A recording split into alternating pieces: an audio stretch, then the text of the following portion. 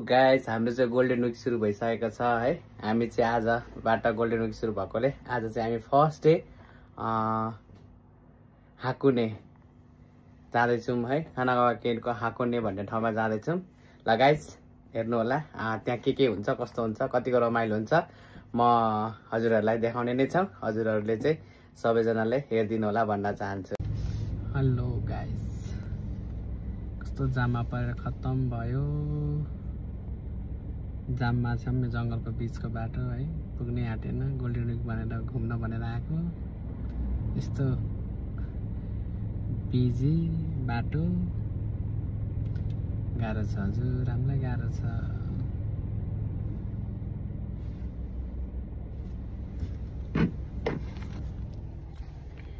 साथी गाडी यस्तो जाम छ है। हामी अहिले 3 बजेर 52 मिनट गइसकेको छ। त्यहाँ चाहिँ 4:30 बजेसम्म भन्ने छ है। अनि पार्किङ पनि 4:20 चाहिँ हामी पसिसक्नु पर्ने छ है। यस्तो जाम छ है, कसरी अब खोइ पुग्ने दिनैभरि लाग्यो। जुन घुम्न ठाउँ आउने भनेर घुम्न आएको ठाउँ नि मै पुग्न सकेन होइन। 4:30 बजे भनेको 4 बज्न आँटिसक्यो। हामी अब पुगिन्छ कि पुगिन्न थाहा छैन है। यस्तो जाम छ है। लगभग एक त हामीले बाटो मिस्टेक गरेर पनि टाइम लेट भइरहेको थियो, तीमाथि जामले गर्दा झन् हामीलाई गाह्रो भएको के। साथीहरू चाहिँ खाली छन् अहिले, सब हिँडेर जान थाले। उनीहरू चाहिँ हिँडेर जान्छु भनेर जान थाले। गाडीमा चाहिँ म एक्लै छु अहिले। अनि मान्छेहरू त्यसरी हिँडेर आउँदैछन्, त्यो गाडीमा जान नसकेर हामी चाहिँ गाडीमा आउने भएर यस्तो जाममा पर्यो के।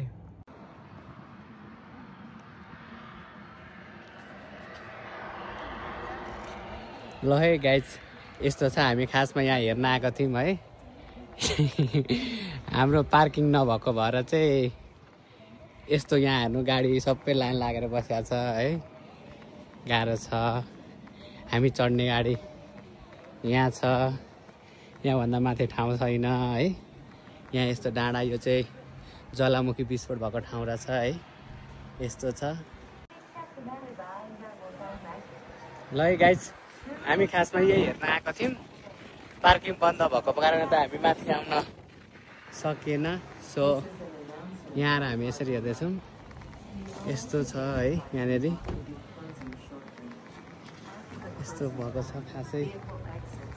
यस्तो छ। खासै समयमा आउन पाइएन र घुम्न पाइएन। फुजिसान जस्तो देखिँदैछ है। फुजिसान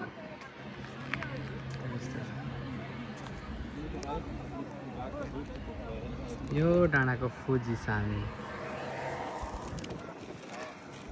साथी हो यहाँ रहेछ ज्वालामुखी विस्फोट भएको ठाउँ। यस्तो रहेछ है। यसरी अहिले पनि धुवा आइरहेको छ है। अन्डा पोल्ने ठाउँ चाहिँ कहाँ रहेछ हौ?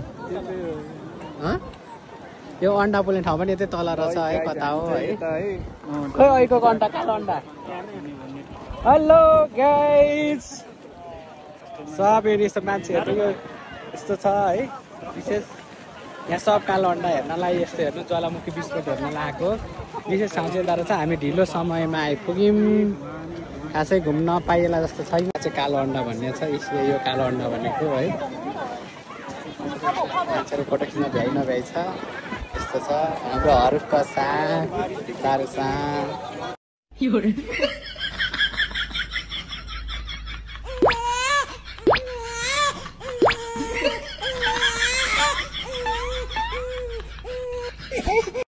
गाइस कस्तो लाग्यो?